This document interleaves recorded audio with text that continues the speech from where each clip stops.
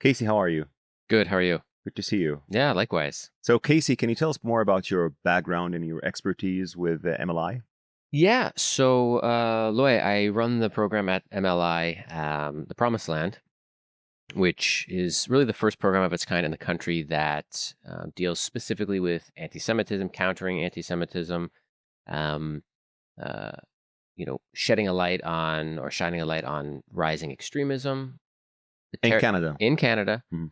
um, terrorism, and the nexus between those areas, as well as providing fact-based content and commentary related to the Middle East. As you know, that these areas, there's a lot of overlap Mhm. when it comes to these things. Um, and so I was brought in to stand up this project. And so far, it's been a great success, fortunately, but of course, we're talking about a variety of issues that we wish weren't so acute in the country, but they are. We're full steam ahead, and I think this program is going to be bigger in 2025. And I know that you served in the military somehow, or maybe in some parts of Yeah, Canada. yeah. So I think my background in security sort of helped me and has continued to help me in this role. I served in the Navy for a number of years, and then from there, I was a civilian advisor to Canada's defense minister, two defense ministers actually, Hmm. Peter MacKay and Rob Nicholson, during the wars in Afghanistan and Operation Impact in Syria and Iraq. The Um, war in Afghanistan, 2001, after the 9/11.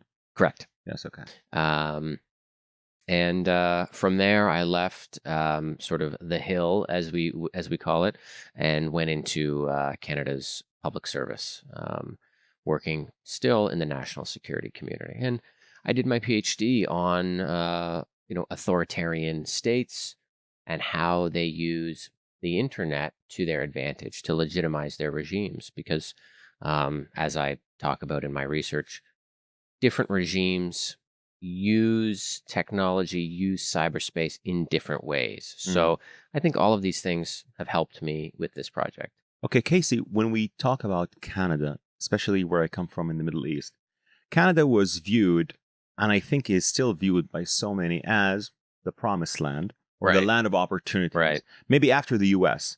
But many people, for example, in Levant, who speak French fluently, they believe that Canada is the land of opportunities that they want to immigrate to. Is it still the case right now? Is it still the case for many people that want to come and find new life in Canada? I think it probably is, but Hmm. maybe not to the extent that it was 5, 10, 20 years ago, 30 years ago.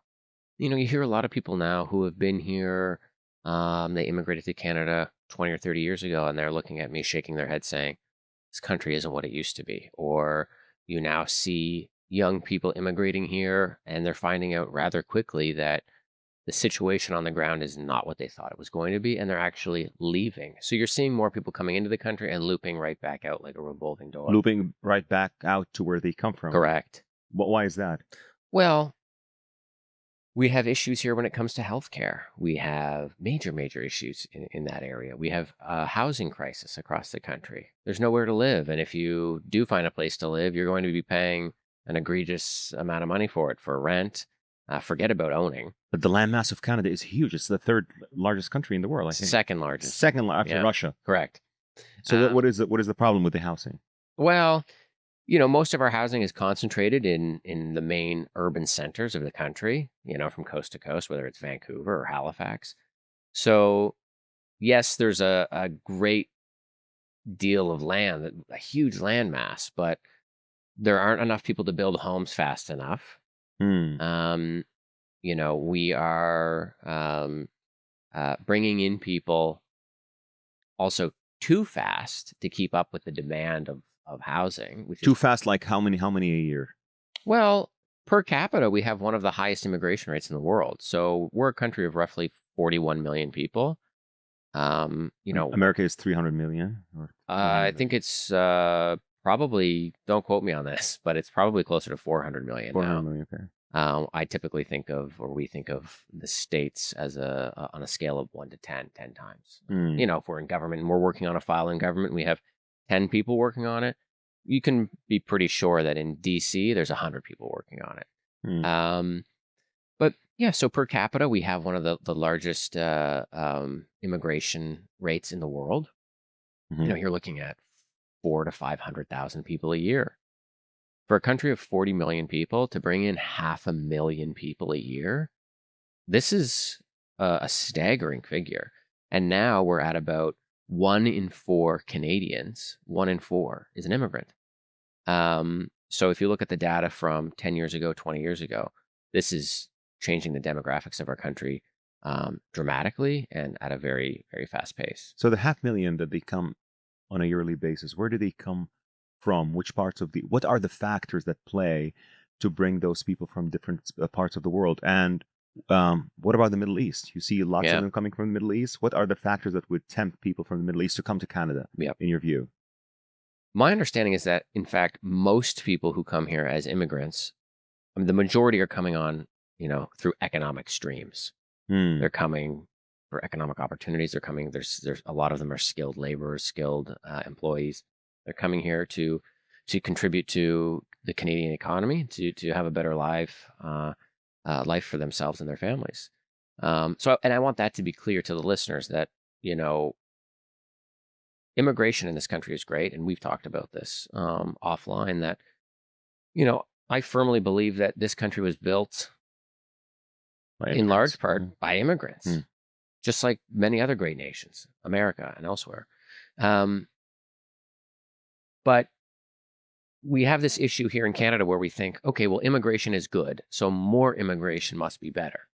And you were saying it's not the case. Well, it's certainly not the case. But when you're talking about where people are coming from, interestingly, I think a lot of people in the country would assume that they're coming from the biggest numbers are coming from the Middle East. The biggest number from the 500,000. I think people would believe that if you asked, I think the average Canadian, Hmm. where do you think most immigrants are coming from into Canada? I think most people, or a lot of people, would say the Middle East.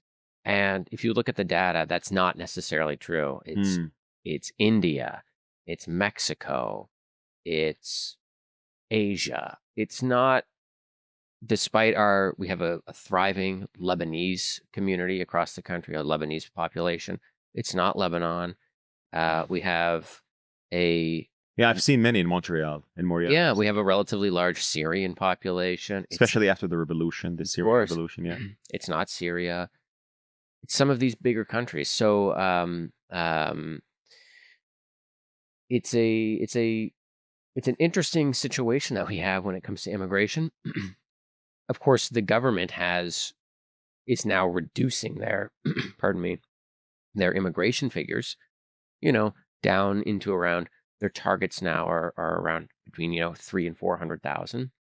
So the government is realizing, okay, the immigration in this country, it's been too high for too long. We can't keep up. Our healthcare system can't keep up. Your housing cannot keep up. Housing cannot keep up. And then going back to this idea of the economy. People are coming here and they want to work and they want to be paid a good wage and they want a good life. That's in large part the promise of the country. That is what people think about when they come here. It's not so different than America. We always talk about the American dream. There's a Canadian dream as well. We just, of course, don't talk about it openly. We don't talk about it that way. And then a lot of people are coming here and they're realizing, oh, okay, well, I'm from Syria. I'm from Iraq. I'm from Algeria. I was a neurologist there. Well, good luck making it into our medical system as a neurologist here or a physician. We make it impossible, nearly impossible, very challenging for people to come here and utilize their skill set, their background, and their expertise to their advantage, to the advantage of Canadians. So it's not surprising when you get in an Uber or you go to a coffee shop and you get talking to somebody and they say, oh, yeah, I'm from Lebanon. What did you do in Lebanon? Oh, I was an engineer. There's a lot of that happening with people who have extremely impressive educational backgrounds. And then we also have, younger people coming here and they're ending up working in places that it seems as though Canadians don't want to work. So there's a real disconnect between all these spheres of people coming in and And we talked about this the other night. Canadians wanting to have our cake and eat it too. We complain about healthcare, but then we want our our physicians, our nurses, our healthcare providers. We want English to be their first language. We want to understand them, and that's an issue too. We want it all. We want immigrants to come here and help the economy thrive and help the society sort of flourish and help Canada be all that it can be. But then we complain about the changing demographics, and so I find that that's a real issue here in the country, and I think it sort of reflects um, our identity crisis. But last time I checked, Casey, Canada has an immigration system that is called the point system for skilled workers. That a skilled worker, if he wants to immigrate to Canada, he has to somehow match certain criteria. For example, like they have to take the IELTS exam. So, and they have to match their degree Right. to some extent. So, why is there this gap? If these regulations are in place, why is it like, for example, when I know many people are in Canada are complaining about people who don't speak English. Right. But I say, but I checked the immigration website of Canada. You have to pass. You have to get I guess 6 or 5.5 out of 9 IELTS Right. before you immigrate as a skilled worker. So, and also you have to match your degree. So why is there this gap? Well, let me just give you an example. So I've taught at universities throughout Canada. Mhm. Most recently at Carleton University here in Ottawa, Okay. where I did my PhD. As a instructor at the Norman Patterson School of International Affairs, Mhm. I've encountered, this is a graduate school, probably the top graduate school for international affairs in the country. I've encountered students who barely speak English. And as a teaching assistant, when I was doing my studies there, I would mark papers that were clearly written by people who have virtually no ability in the English language. And that's because Wow. there's a whole industry in this country as well, where there's consultants, there's savvy people on the ground who will help you with these things. They will help you circumvent what is in place and Circumvent the law. well, circumvent the boxes that you should be checking if you want to come into the country Legally. the right way. The right way. The right way.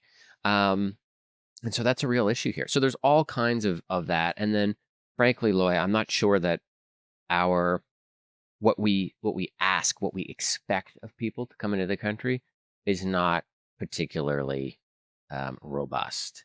And that's not to say that I'm very pro-immigration. Like I said, immigration is amazing, but more and more of it, just because it's a good thing, doesn't necessarily mean we need to maximize it all the time.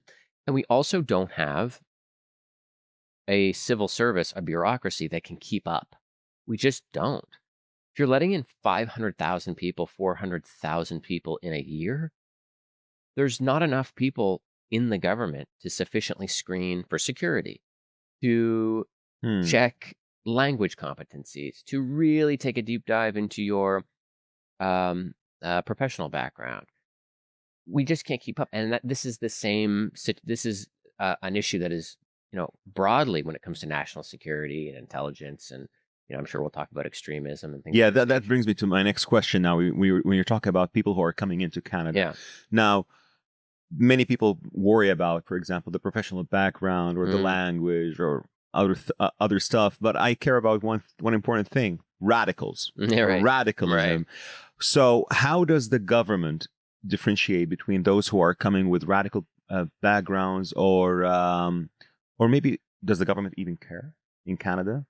Or are there some sort of regulations that are put in place to make sure that there is a security background or a security back check for those people who are coming in? Yeah. Because I have a lot to say about this, but I want to hear absolutely. yours first. While I'm very critical of the systems and policies that we have in place, it should be said that, pound for pound, Canada has some of the best national security and intelligence practitioners in the world, the size of the country. Same with our military. You look at our special forces, you look at some of our the trades in our military. In certain areas, we have some of the best in the world. The thing is, we don't have enough of any of them. And B, as a society, these are not people who we value in our country. They are not valued. in America, national security, even intelligence, safety, these are things that are part of our core to American identity. Um, Power and strength. These are things that Americans embrace, and that you feel when you're in Washington, when you go to meetings at Department of Homeland Security, State Department, CIA, wherever, Hmm. even Department of Energy, you feel that there. I agree with you. When you're in Ottawa, it feels like you're at a Boy Scout camp. This is, and that's nothing against the people who are in these areas working. They work day and night to try to, prevent extremists from carrying out attacks, from people becoming increasingly radicalized, and so on and so forth. But it's a whack-a-mole exercise here. Hmm. And really, people who are in these positions, they're trying to stop the bleeding. But we're bleeding out when it comes to extremism and terrorism in Canada, and people don't really talk about it. Why do you think people aren't talking about it? Well, I think this goes to Freedom of speech thing? well, freedom of speech, but also it's not. These issues have never been, again, national security and things of that matter in that domain have never really been central to our identity, though they should be. Um, and then on top of it, there are all these other social issues where, especially over the last 10 years, we've learned that the only way to really affirm our virtue is to confirm our guilt, to, whether it goes back to our treatment of, the country's indigenous population, residential schools, Hmm. we're being continuously taught in the same way that we label countries like Israel, settler colonial projects. We're being taught that we are here as part of a, almost temporarily. We are, what we have now is almost an aberration. So there are all these other things where we're being taught we should apologize for being in the positions we're in and being on the land that we're on. So then how could we ever expect anybody to feel comfortable to stand up and say or speak out about individuals who are coming into the country who may pose a threat? I mean, there's that, and then so I think that's a big part of it subconsciously, and then that trickles into what Canadians think, and it influences how we think.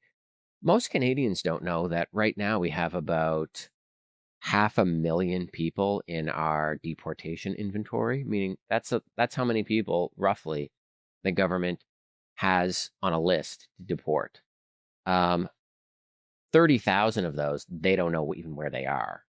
And over 10,000 of those are related to criminal cases. So for a country that only has 41 million people, to have 500,000 people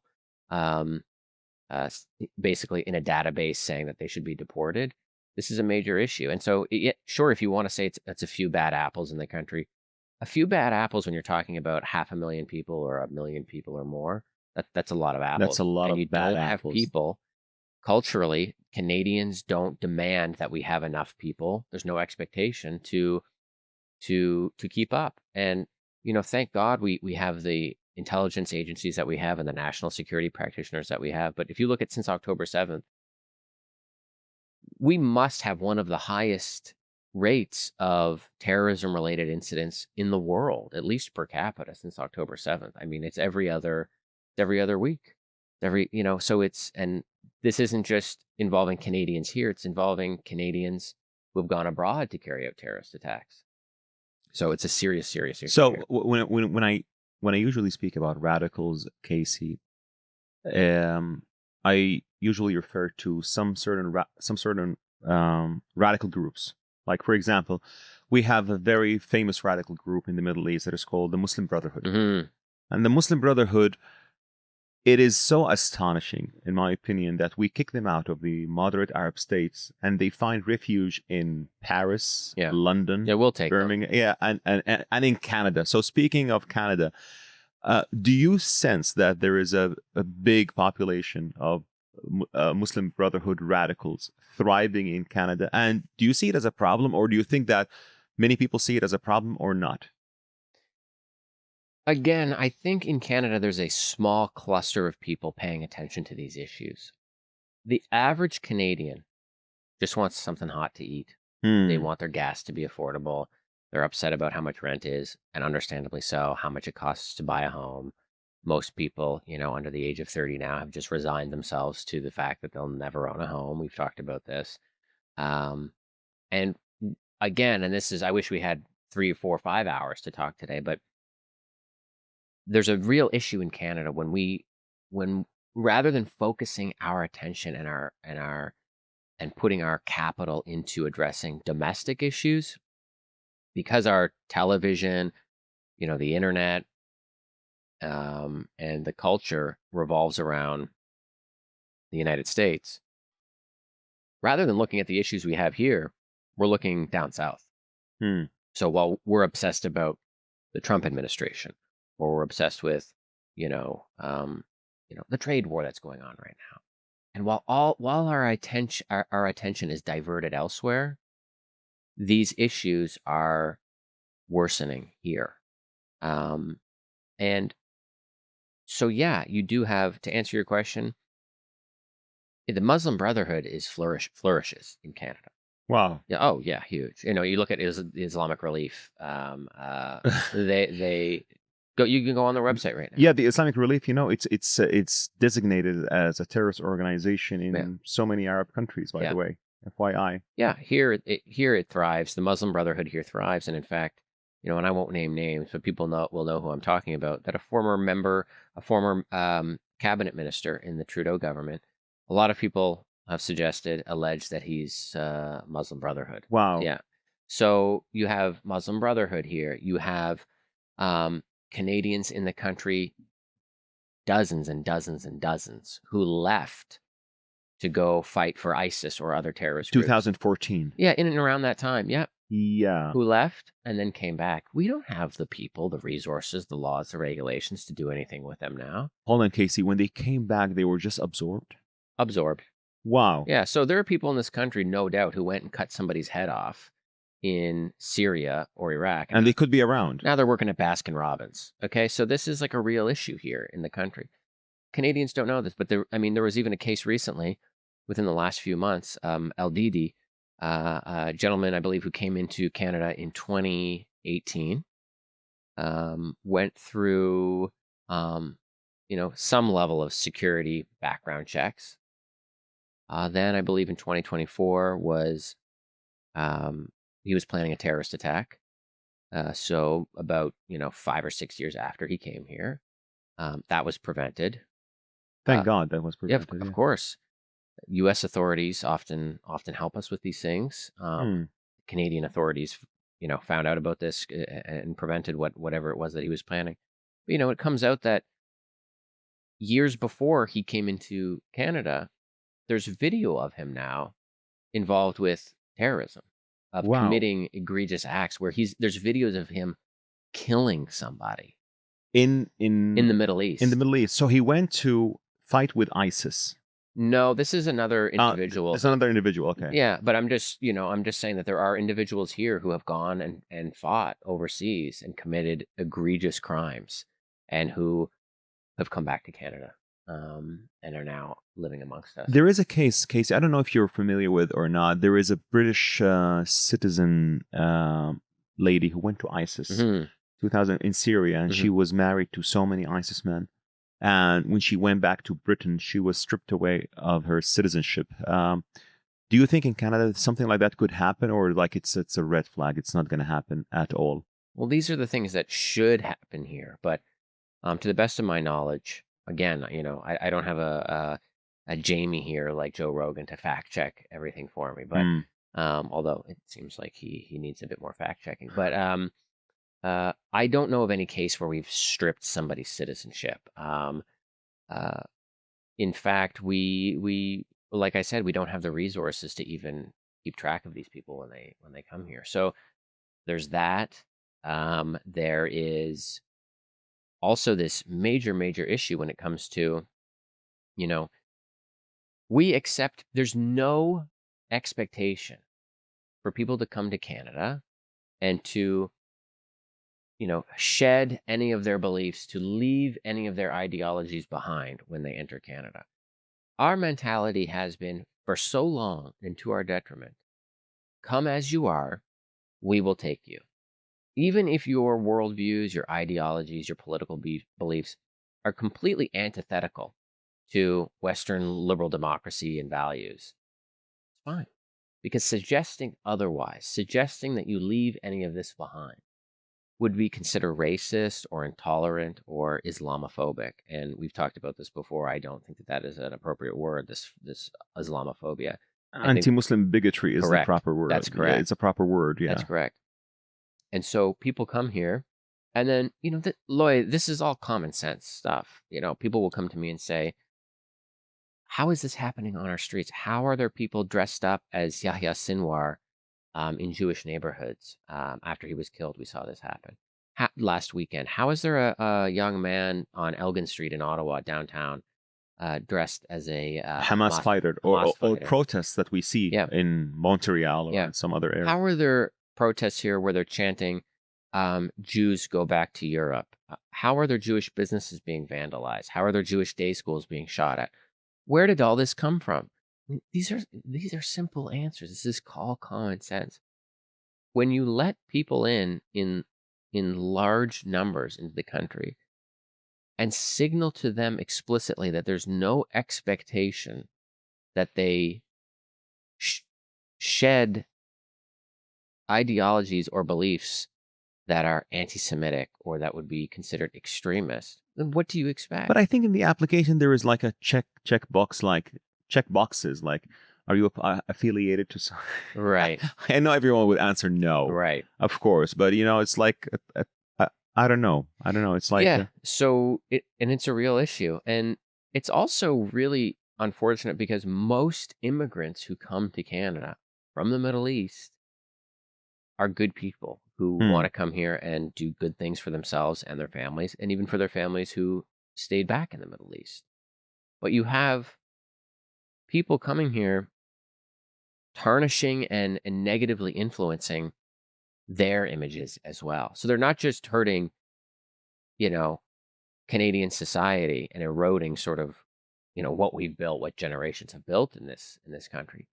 Their actions are very prejudicial to the majority of immigrants who are coming here, who are good people, who want a better they're causing life. damage to Causing damage. You see some of these things that have happened that, unfortunately, I think the average Canadian will then start harboring beliefs which are hostile not just to those people but to immigrants more broadly, and that's a very dangerous thing for us. Okay, after October 7th, Casey, you've seen, of course, we've all seen like a rise of anti-Semitism in Canada, in the US, in Europe.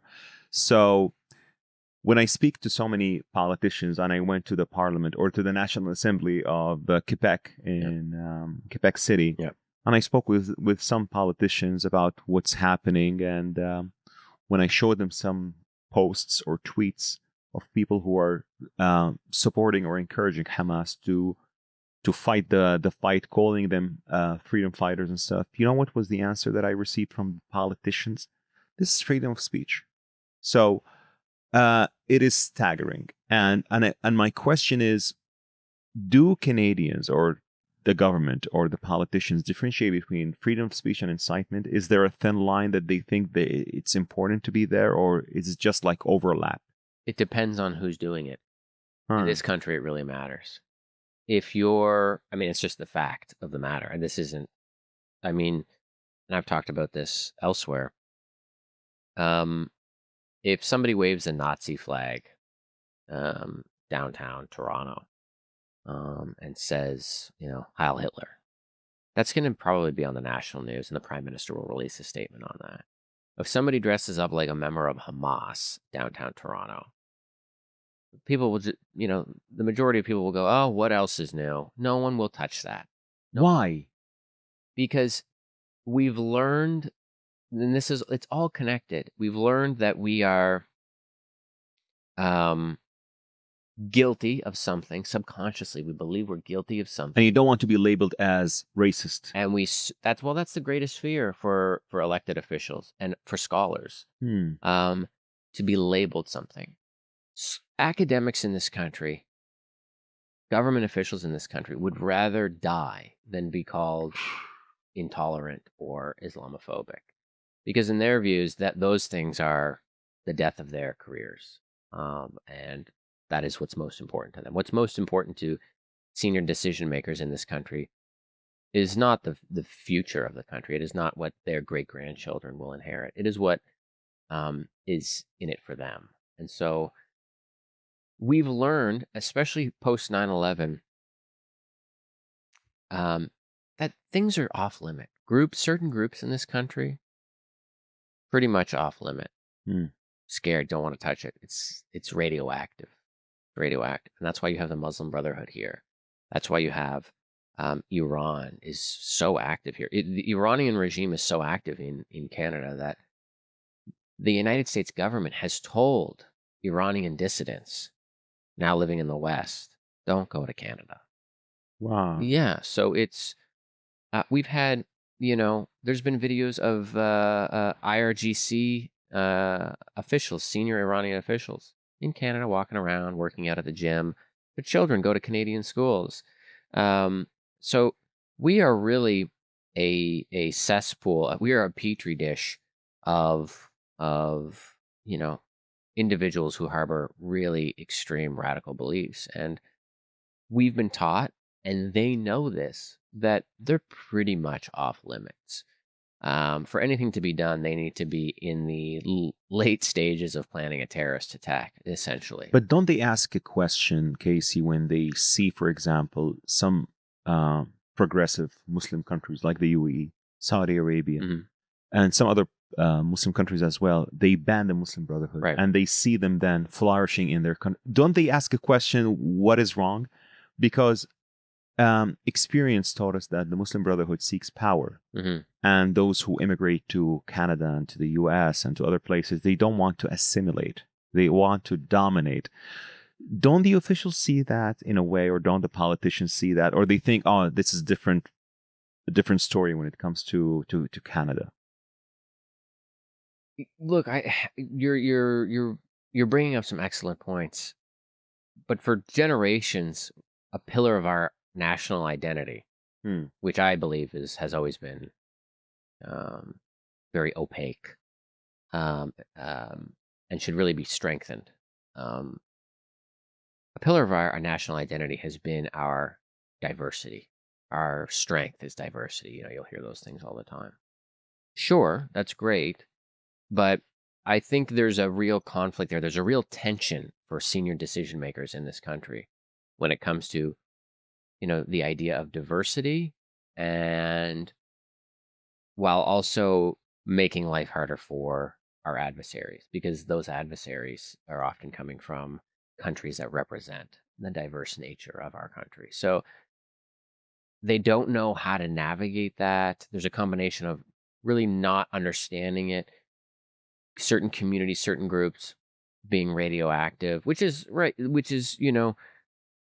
and people know this. They take advantage of our fears of being labeled racist or Islamophobic. That's why you have, anti-Palestinian racism is now this big thing. That's sort of, it's a big thing here in Canada. It's really rising. But Palestinian is not a race, so it's I think it's a counter initiative to the anti-Semitism or so. Yeah, but it's a very smart move, right? The people who are behind anti-Palestinian racism, this is great. This is a smart move for them. Because now, if you have an Israeli pin on your backpack and you're a student, you could be considered racist towards Palestinians somehow. If you even have a yellow hostage pin, maybe somebody will say, oh, they value the lives of Palestinians less than they value us. That's racist. That makes me uncomfortable. All of this, all of these issues we're talking about, Loy, they converge, and they have created an environment in our country that is being exploited, not just by countries like China and Russia and Iran, but by hostile organizations who come here and use Canada as a forward operating base for their, international And operations. that is okay. It's not okay. But senior decision makers in this country have signaled that it is not a priority. Wow. Yeah, it is not a priority in this country. I mean, if you look at the amount of terrorist attacks that have been thwarted or attempted since October 7th in Canada, it's astounding. Um, most of them have a nexus to the Jewish community or Israel, which is so often the case when it comes to terrorism. I mean, we've talked about this, whether it's Yes, I know many incidents that were like some Jewish schools were vandalized or throwing Molotov cocktails. oh yes, but I'm talking about individuals who are planning to carry out mass casualty events, bombings, shootings, stabbings of you know targeting the Jewish community here. There was even a Canadian who went to Israel several months ago to carry out a terrorist attack, and he was neutralized in Israel, but he's one of ours. He So was an immigrant, right? yeah, He was an immigrant. yeah. Yeah, okay. We also have an issue when it comes to foreign students, right? Most students who come to Canada, foreign students, are great. They're great. And our universities wouldn't be what they are without them. But there's also a lot of foreign students who come into this country and who travel to the US and elsewhere, and they exploit our weaknesses in the system and in our culture and in our society to their advantage. You look at Mahmoud Khalil at Columbia. You look at Who is now Mahmoud Khalid? He's the Palestinian activist who is now being detained by ICE, and he is on his way to be deported. And Mark Rubio said he would revoke his visa because he participated in pro-Hamas protests. Yeah, which is not freedom of speech. Handing Of course. out Hamas. But that would never happen in Canada. No, I mean, we have an individual teaching at Carleton University who was convicted in absentia in France of the Paris synagogue bombing. And he's teaching. Yep. Yeah, I know another Syrian who's teaching in Vancouver. Yeah. Who's also a Muslim Brotherhood, and he's fine with it. And by the way, he calls people like me and Arabs like me who are standing for peace Zionists. Yeah. And supporting Israel and whatsoever. And then he is thriving and living and threatening everyone else. Yeah. And he is based in Vancouver. Oh yeah, for sure. I mean, this is not. You look at Sammy Dune, which was recently listed as a terrorist organization in Canada, only after people were screaming from the rooftops about Sammy Dune. Was it listed? They run a lot of their operations out of Vancouver. People getting up and saying, "We are Hamas, we are Hezbollah." So, what is the government? I'm just asking, case. Are they waiting for, God forbid, like a mass bombing to happen, so that they can move forward? Oh no, I don't think that they would move forward after a mass attack. I just think, wow. Yeah, I still don't think they would. Again, it's not part of our culture to think about these things seriously. And I think people are, like I said, they're just too afraid to address them. They think they'll be labeled Islamophobic, racist, intolerant. But these are issues that are very, very serious here. So speaking of Islamophobic, there is a very decent organization here in Canada. It's called Secure Canada, and I'm so proud to be one of their ambassadors for the counter-Muslim voice to enlighten people in Canada and actually in the West that there's a difference between the anti-Muslim bigotry is the right phrase, because Islamophobia, when you're saying Islamophobia, is like irrational fear. We have rational fears of lots of Islamist groups and the radical Islamist groups like the Muslim Brotherhood, Al-Qaeda, ISIS, who wouldn't have this rational fear. So we have to correct this narrative also to Canadians that Islamophobia is not the right word. Anti-Muslim bigotry is, but Islamophobia is a word that is used to weaponize and to be weaponized by the Islamist groups, actually. Absolutely. But these are things, Loay, that you can't... If you're working downtown Ottawa or Toronto, you're at a consulting firm, you're at a federal government department, you're working at an investment firm, you would never even hear somebody say the word Muslim, or Islam without getting red in the face. I mean, if I Hmm. even said one of these words in the workplace, people would get red in the face. It's We've learned that this is a no-go zone. This is a no-go zone for us. So, yeah, you have organizations like Secure Canada, McDonald Laurier Institute, trying to put out fact-based information, commentary, trying to encourage the government to take these things more seriously. But a lot of this, unfortunately, falls on deaf ears, and it's a real problem. Okay, so let's just take a big scope out of internal issues in Canada and go back to the Middle East. Hmm. You know, in the Middle East, we have a big thing that was happening for the past 4 years, which is called the Abraham Accords. The Right. Abraham Accords, the peace between Israel and four Arab states: UAE, Morocco, Mm. Bahrain, and Sudan, on and off.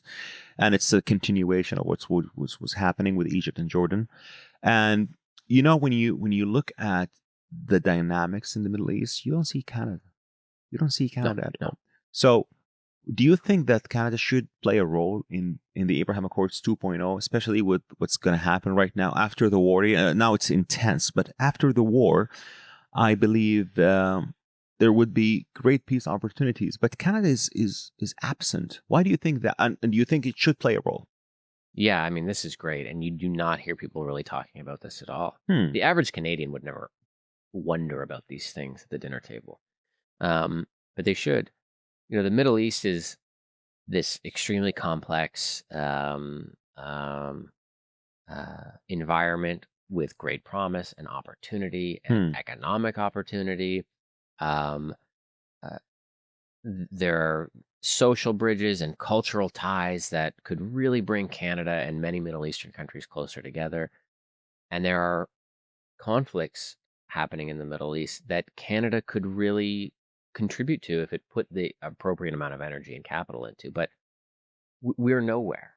And going back to this idea that I've said earlier, we want to have our cake and eat it too. We want everybody to be happy in the country. So we Hmm. want and when you try to please everybody, you please nobody, essentially. Hmm.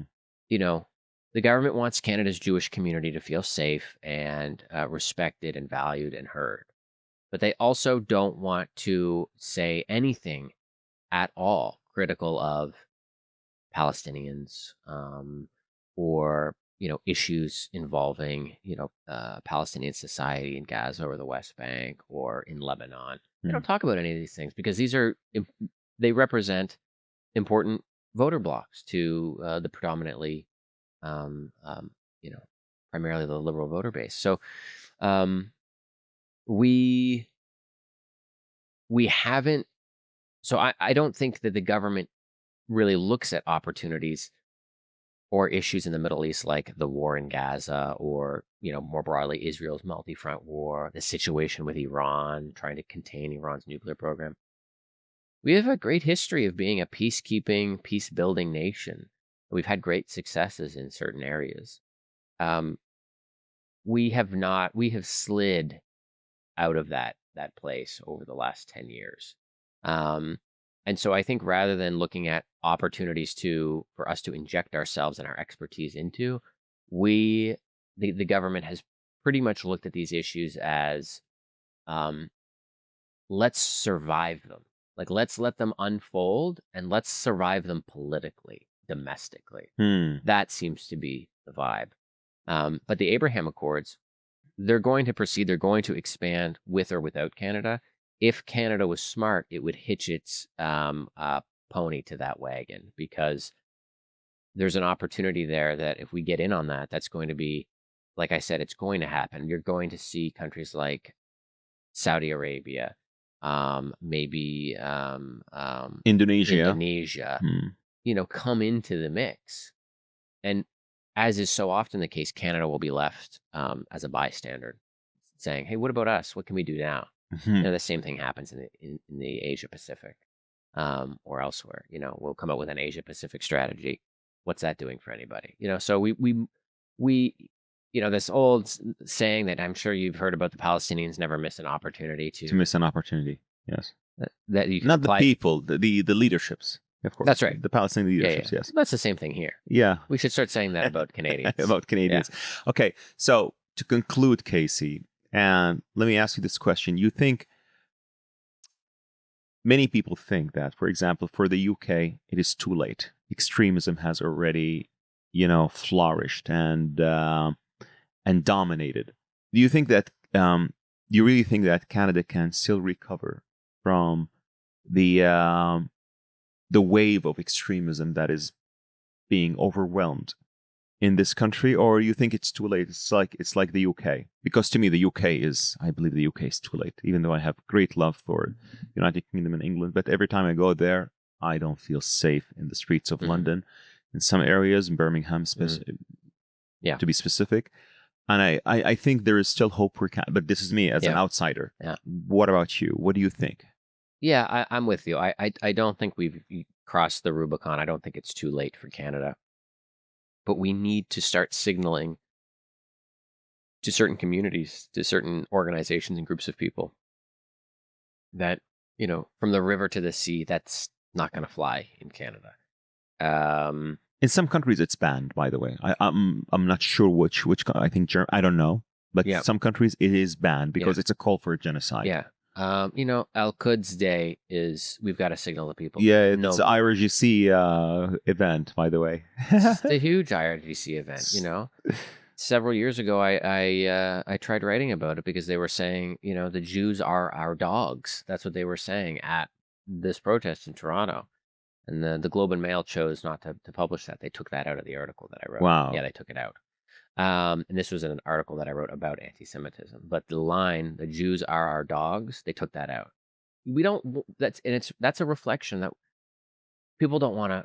They don't want to look in the mirror. Canadians do not want to look in the mirror and really reflect on many of the issues that we've allowed to proliferate across the country. But it's not too late.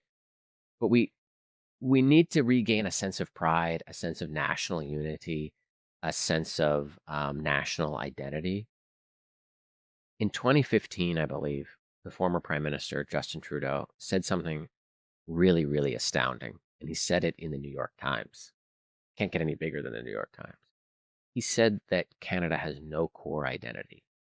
And he's referred to Canada as the first post-nation state. We need to correct that sort of mentality. A lot of this, in my opinion, stems from people not knowing what it means to be Canadian and not feeling proud of Canadian identity and all that we should be fortunate about, or all of the fortune and all of the things that we should be grateful about in the country. We've lost a lot of that. And I think if we do a better job at bringing people in, making people feel, anchoring them, tethering them to the pillars of Canadian identity, while also signaling that a lot of these sort of things that perjure our society and our culture are not welcome here, we can make some improvements. I don't think it's too late. We're a country of 41 million. Someday we're going to be a country of 81 million. We have time, but we need to get serious now because Inshallah. yeah, this is right now we're trying to stop the bleeding, and if we're not careful, we're going to bleed out. I hope inshallah it's going to happen soon. So Casey Babb from MLI, thank you so much, and I join your prayer inshallah that I wish that it's the bleeding stops for Canada. Thank you so much. Thank you.